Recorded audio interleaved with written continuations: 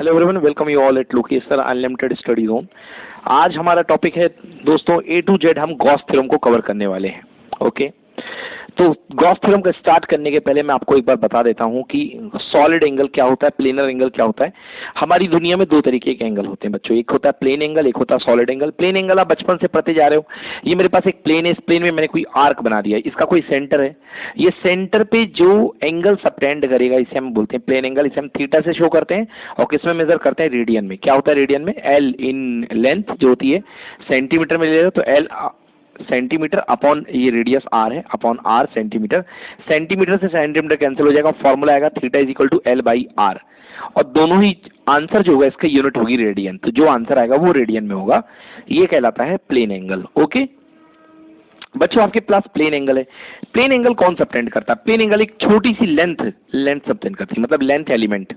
Okay, छोटी सी आप तार ले लो या आप छोटा सा धागा ले लो, ये जो होते हैं ये क्या सबटेंड करते हैं, ये प्लेन एंगल सबटेंड करते हैं किसी पॉइंट पर। ओके, बट अगर मैं कहूं कि आपके पास कोई तरबूज है, तो तरबूज में यदि आप देखते हैं तरबूज खाने वाले से कभी तरबूज लेने जाओ, वाटरमेलन, तो देखे होगे वो तरबूज पिरामिड शेप में आपको काट करके देता है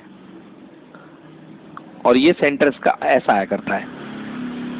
भाई फुल टू 3D एकदम बता पाना मुश्किल, आप इमेजिनेशन कर सकते हो कि कभी भी आपके पास मान लो कोई तरबूज है, तो तरबूज में यदि सर्कुलर आर्क भी लगाओगे तो वो आपको एक कोन टाइप का निकाल करके बाहर देगा, या अगर रेक्टेंगुलर आर्क बाहर लगा रहा तो बाहर पिरामिड टाइप का निकाल करके देगा। उस समय जो आपका जो ये पॉइंट निकलेगा, मान लीजिए कुछ ऐसा निकलेगा, मैं कोशिश करता हूँ बनाने की। ये मान लीजिए तरबूज जो आपके सामने आया हाथ में, आई थिंक समवॉट ऐसा आपको दिखाई देगा। बोलो दिखाई देगा नहीं दिखाई देगा? उस समय ये जो पोर्शन है ये कोई फ्लैट लाइन नहीं है, यहाँ पर पूरी चारों तरफ से घिरा हुआ है, तो यहाँ पर जो एंगल बनता है उसको बोलते हैं अपन सॉलिड एंगल। क्या बोलते हैं बेटा? Solid angle. समझ गए ना? तो अब एक याद रखो, सॉलिड एंगल का फॉर्मूला, सॉलिड एंगल होता है D omega, and D omega is equal to होता है D S cos theta upon R का स्क्वायर। आर क्या होती है? रेडियस होती है सेंटर से ये। यस, प्लेन एंगल का formula D theta is equal to होता है D L by D R. अगर प्लेन एंगल के केस में करेंगे डी थीटा तो angle equal to R upon radius, तो D L by D R कर लो, या सीधे एल बाई आर ही आता है, उसमें एल बाई आर कर लो, बट इसमें D S cos theta upon R square. समझ में आ गया? डी एस मतलब एरिया कितना है आपका, छोटा सा एरिया, तो ये डी ओमेगा है। अगर आप इसको पूरे सरफेस के लिए इंटीग्रेट कर दो तो integration of D omega is equal to D S cos theta by R square. बच्चों इसको रट लो, आपको रटना ही पड़ेगा। इसको बोलते हैं 4 पाई। क्या बोलते हैं इसको? 4 पाई। ये छोटी सी टेक्निक है जो थोड़ी सी यूज होगी गॉस थ्योरम के प्रूफ में। आइए लिखिए पहला question, proof Gauss theorem. Proof Gauss theorem क्या है? गॉस थ्योरम और प्रूफ करना है, तो गॉस थ्योरम का स्टेटमेंट भी लिखेंगे, साथ में प्रूफ भी कराएंगे। तो स्टेटमेंट देखेंगे पहले, तो क्या बन गया क्वेश्चन? क्वेश्चन बन गया state and proof Gauss theorem. पहले स्टेटमेंट देना है और साथ ही गॉस थ्योरम देना है, state and proof Gauss theorem.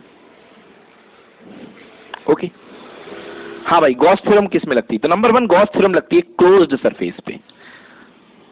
Closed surface पे, क्लोज सरफेस पे लगती है गॉस थ्योरम, याद रखिएगा। तो गॉस थ्योरम कहती है कि अगर आपके पास कोई सरफेस है, ओके, कोई सरफेस है, तो इस क्लोज सरफेस के अंदर यदि कुछ चार्ज है Q, कुछ भी चार्ज कितना प्रेजेंट है? Q, समझ गए ना? Q कूलाम कोई चार्ज है। अब यहाँ पे मैंने मतलब मैंने इकट्ठा दिखा दिया है, हो सकता है कि थोड़ा चार्ज यहाँ पे हो, थोड़ा चार्ज यहाँ पे हो, थोड़ा चार्ज यहाँ पे हो, और मिल करके टोटल इस सरफेस के भीतर अगर कोई चार्ज Q है तो इस सरफेस से निकलने वाला नेट इलेक्ट्रिक फ्लक्स, इस सरफेस से निकलने वाला नेट इलेक्ट्रिक फ्लक्स जो होगा फाई नेट इक्वल्स टू उस सरफेस के भीतर प्रेजेंट चार्ज का, सरफेस के अंदर कितना चार्ज प्रेजेंट है? Q, या कैपिटल Q ले लो ज्यादा मिला करके, कैपिटल Q का कितने टाइम्स होगा? 1 बाई एप्सिलॉन नॉट टाइम्स। ये है Gauss theorem. Okay, the total flux emerging out, समझ गए ना? अगर पॉजिटिव चार्ज है तो फ्लक्स क्या करेगा? इमर्ज आउट करेगा, बाहर करेगा, क्योंकि आपको पता है पॉजिटिव चार्ज का फ्लक्स कैसा जाता है? बाहर, परपेंडिकुलर आउटवर्ड, है ना? यस, तो total flux emerging out for positive charge और emerging in from any closed surface is equal to 1/ε0 times of the net charge present inside the surface. इसको और बेहतर और खूबसूरत तरीके में लिखते हैं कि नेट जाने वाला flux phi is equals to 1/ε times of Q, कौन सा, इनक्लोज्ड, जो अंदर है। समझ गए? इसको ऐसा भी लिखा जाता है, this is called Gauss theorem. लिख लो फटाफट, this is called total flux. जो टोटल फ्लक्स किसी सरफेस से होगा वो ये होता है। तो ये अपना मेन स्टेटमेंट है। ओके, ये अपना मेन स्टेटमेंट है। अब इसको हमको प्रूफ करके लेके आना है कि प्रूफ करो कि ऐसा होता है, Q अपॉन एप्सिलॉन नॉट ऐसा हुआ करता है। ओके चलो ठीक है भाई, अच्छी बात है। भाई अपन क्या जानते हैं? अपन थोड़ा बहुत तो जानते हैं। अपन फ्लक्स के बारे में जानते हैं कि फ्लक्स इक्वल टू क्या होता है, E dot D S. Flux equal to होता है E dot D S, rather not flux, D phi equal to E dot D S. अगर ये नहीं समझ में आता तो मेरे पिछले लेक्चर्स देख लो बच्चा लोग। आपको मैंने बताया था कि ये आपके पास कोई बड़ी सी प्लेन शीट है, इसका एरिया है एस। इसका एरिया क्या है, एस। बट इस सरफेस में ये हल्का सा एरिया डीएस ले लो। क्या ले लो बेटा, डीएस। और इसे ई इलेक्ट्रिक फील्ड में आप बिठा दो, तो यहां से ई फील्ड भी तो जाएगा बच्चा लोग, बोलो यस और नो। ई फील्ड जाएगा ना, यस। तो यहां पर ई फील्ड का कंपोनेंट इसके नॉर्मल वेक्टर की डायरेक्शन में, थीटा डायरेक्शन में क्या टूटता था बच्चा लोग, याद करो, मॉड ई कॉस थीटा। बोलो यस और no, mod E cos theta. तो इस छोटे से रीजन से जाने वाला फ्लक्स, अगर पूरे रीजन से जाने वाला फ्लक्स फाई होगा तो इस छोटे से रीजन से जाने वाला फ्लक्स क्या होता था, डी फाई। डी फाई, बोलो यस और नो। इसे क्या बोलते थे अपन, जो एक वेक्टर जा रहा है इसे क्या बोलते हैं अपन, ई कॉस थीटा। तो इस पूरे फील्ड से मान लो बहुत सारी लाइंस जा रही हैं ऐसी ऐसी, तो इस पूरे सरफेस एरिया से जाने वाला वेक्टर क्या होगा, D phi is equals to mod E cos theta dot DS. बोलिए यस और नो, बिकॉज डीएस इसका एरिया ना भैया, बस एक पॉइंट से इतना, डीएस से कितना मल्टीप्लाई कर दो, इंटू डीएस हो गया। So D phi total flux equals to, सजा करके लिखेंगे mod E mod DS cos theta. बोलो यस और नो। वेक्टर है, आप इसको मल्टीप्लाई कर सकते हैं, तो mod E mod DS cos theta, तो D phi is equal to vector E dot DS. बोलिए यस और नो। क्लियर हुआ ना? ये भी हो गया फॉर्मूला। और यदि आप इसको इंटीग्रेट कर लें तो phi net is equals to integration E dot DS. बोलिए जी, क्लियर है? Phi net is equal to E dot DS. बाद में इसको आप चाहें तो खोल भी सकते हैं, वापस जाके यहीं आना पड़ेगा आपको, क्योंकि जब मैं आपको न्यूमेरिकल करवाऊंगा तो अभी तो मैंने ऐसा क्यों किया बच्चों, क्योंकि मैं आपको दिखाना चाहता हूं कि डॉट प्रोडक्ट की फॉर्म में आप इसको ऐसा लिख सकते हो, इसलिए मैंने ऐसा किया। इसके मेरे में डिटेल मैंने एक वीडियो में पढ़ाया, वो आप पढ़ लीजिएगा जरूरत हो तो, नहीं तो डायरेक्टली यहीं से काम में आने वाला है। मतलब अपन को ये चीज काम में आने वाली है टोटल फ्लक्स निकालने के लिए। और टोटल फ्लक्स इस फॉर्मूले से ये पढ़ी, और प्रूफ करके क्या लाना है, प्रूफ करके लाना है कि phi is equal to Q upon epsilon naught, यही ना।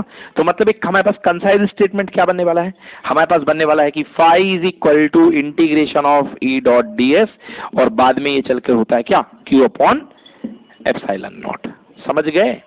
तो दोनों पार्ट, मतलब इसका इससे भी यूज कर सकते हो, इसका इससे भी यूज कर सकते हो, सारी बातें एक ही है ना। चलिए अब स्टार्ट करते हैं इसको प्रूफ करना, ठीक है? चलिए स्टार्ट करते हैं इसको प्रूफ करना। ये तो मैंने बता दिया कि ऐसा होता है, जिससे आप बाद में डिस्टर्ब ना करोगे सर कैसे होता है, आप बाद में पूछो ना। ये भी होता है फ्लक्स की डेफिनेशन से। कैसे होता है, फ्लक्स की डेफिनेशन से। चलो फटाफट state and proof Gauss theorem. भैया स्टेटमेंट लिखा दिया हूं कि किसी बंद सरफेस से जाने वाला, या वैसे जाने वाला ही लेते हैं क्योंकि ज्यादातर पॉजिटिव की बात करते हैं, या आने वाला टोटल फ्लक्स जो होता है उसके भीतर प्रेजेंट टोटल चार्ज का 1/ε0 टाइम्स हुआ करता है। आइए ले लेते हैं एक क्लोज सरफेस, अजीब सा अटपटा सा, अजीब बन गया थोड़ा सा, ऐसा लो मजा आ जाए।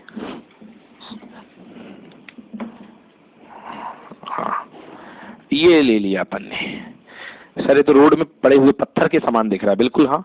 तो ये अजीब सा मैंने सरफेस ले लिया क्योंकि ये सब सरफेस पे वैलिड है थ्योरम, ठीक है ना। चलिए तो बच्चों यहां पर मैंने एक सरफेस छोटा सा ले लिया, और ये मेरे अंदर चार्ज रखा हुआ है क्यू, सिंगल चार्ज की बात कर रहा हूं, क्यू रखा हुआ है। ओके, ये क्यू रखा हुआ है। देखिए इसका जो एरिया वेक्टर जाएगा, एरिया, एरिया पता ना हमेशा सरफेस के परपेंडिकुलर चलता है, एरिया हमेशा सरफेस के क्या होता है, परपेंडिकुलर। तो इसका एरिया वेक्टर कैसा जाएगा बच्चों, इस तरीके से जाएगा, ये ds वेक्टर है। ये क्या है मेरे पास, ये है डिफरेंशियल एरिया, छोटा सा एरिया, छोटे से एरिया को फिजिक्स की भाषा में बोलते हैं एक डिफरेंशियल एरिया या एलिमेंटल एरिया बोल दो, कोई फर्क नहीं पड़ता है, या तो डिफरेंशियल एरिया बोल दो या तो एलिमेंटल एरिया बोल दो, कोई फर्क नहीं पड़ता है। तो ये हो गया बेटा ds वेक्टर, बोलो हाँ। ds वेक्टर को और सुंदर क्या लिख सकते हो, ds वेक्टर को लिख सकते हो mod ds dot N cap into N cap, ये इसकी डायरेक्शन है। समझ गए ना भाई, हमसे किसी ने पूछा कहाँ जा रहे हो, तो बोले इधर 2 किलोमीटर जा रहे हैं, ऐसे बता दिया, तो मैंने मैग्नीट्यूड दे दिया 2 किलोमीटर, डायरेक्शन भी दिखा दी, और अलग अलग देखो तो मैग्नीट्यूड और डायरेक्शन, समझ गया ना, यस। तो ये हो गई। अब देखिए ये चार्ज रखा हुआ है, इसका इलेक्ट्रिक फील्ड आपको पता ना चार्ज का बेटा कैसा जाएगा, रेडियली आउटवर्ड जाएगा इलेक्ट्रिक फील्ड, ये हो गया ई वेक्टर। क्या हो गया बेटा, ई वेक्टर। क्लियर हो गया, ई वेक्टर हो गया। ई और ds के बीच का एंगल कितना है बेटा, थीटा। कितना है, थीटा। तो आपको मैंने बताया था ई वेक्टर को थीटा की तरफ तोड़ दो, तो एक्चुअली यहां से जाने वाला जो नेट फ्लक्स बनेगा इस पॉइंट से, वो क्या होगा, ई कॉस थीटा। ई नहीं होगा, ई तो ई में तो कुछ बर्बाद भी जा रहा है, ई कॉस थीटा, याद आया, यूजफुल कंपोनेंट। तो इधर की तरफ टूट गया क्या, E cos theta. Agree, agree, अच्छे से समझ में आ गया। अब देख बेटा इस छोटे से सरफेस का कोई ना कोई एंगल बन रहा है यहाँ पे, ये हल्का सा कौन सा एंगल है, सॉलिड एंगल, दिखा क्या हो गया, सॉलिड एंगल डी ओमेगा। क्या होगा बेटा, ये डी ओमेगा, छोटा सा गोल सा एंगल उधर से आएगा, ये डी ओमेगा। चलो चलो चलो स्टार्ट करते हैं। तो क्या पढ़ा अपन ने बाई गॉस लॉ से, अपन ने पढ़ा है कि छोटा सा flux D phi is equal to होता है E dot D S, E dot D S, बोलो यस। ओपन कर दो तो D phi is equal to mod E mod D S, है ना। या अच्छा देखो, अगर मॉड लगा रहे हो तो वेक्टर लगाओ, नहीं तो वैसे लिख रहे हो तो मॉड ही माना जाएगा, तो सीधे ई डी एस लिखो, ये मॉड ही है। अगर आप वेक्टर नहीं लगा रहे तो मॉड में ही माना जाएगा, mod E mod D S and cos of कितना बेटा, थीटा, ही आ गया डी फाई। हमें तो टोटल फ्लक्स चाहिए ना, हमें क्या चाहिए, टोटल फ्लक्स। ले भैया कर दे इंटीग्रेशन। सो टोटल फ्लक्स के लिए phi is equal to integration of D phi होता है, phi is equal to integration of D phi हो जाएगा। क्लियर है। So this is equals to E D S cos theta, done, E D S cos theta. चलिए जी बेटा, तो E D S cos theta है, E D S cos theta है।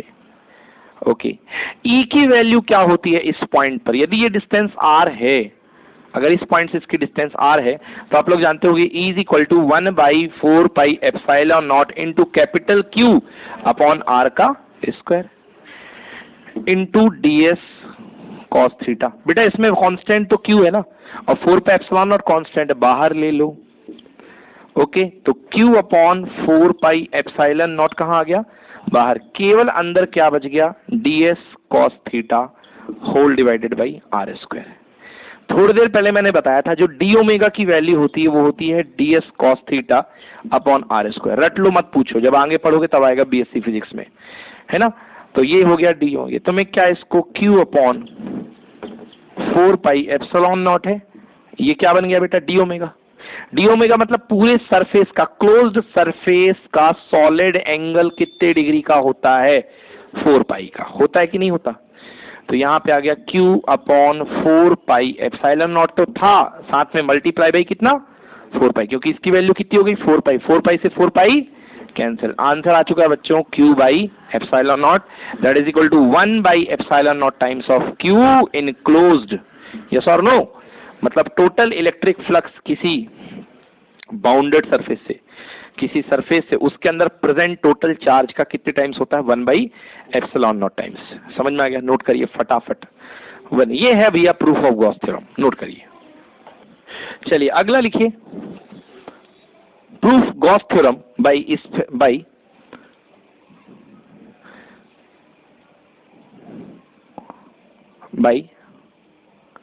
Point charge,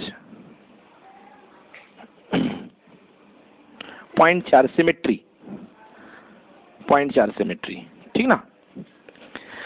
मतलब पॉइंट चार्ज सिमेट्री के लिए आपको गॉस थ्योरम प्रूफ करनी है। पॉइंट चार्ज सिमेट्री के लिए आपको क्या करनी है, गॉस थ्योरम प्रूफ करनी है। तो आपके पास एक पॉइंट चार्ज है, ये आपके पास एक पॉइंट चार्ज है क्यू कूलम का।